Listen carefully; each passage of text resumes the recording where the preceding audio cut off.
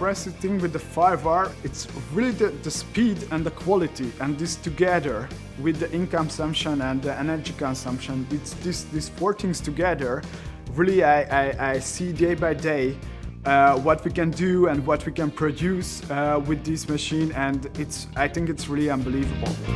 The most impressive thing with the ViewTech 5R, in my opinion, was the overall package.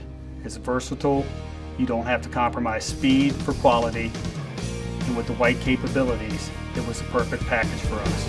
The 5R is the right solution for us because it fulfills everything that we're listening to our clients tell us.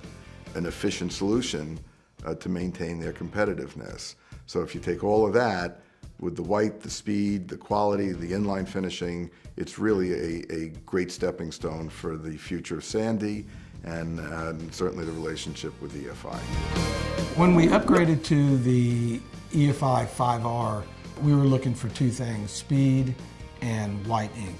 We did not have it on the 5000, so we were putting a lot of pressure on our board printer. Anything that had white ink, roll-to-roll, had to go to the LX Pro.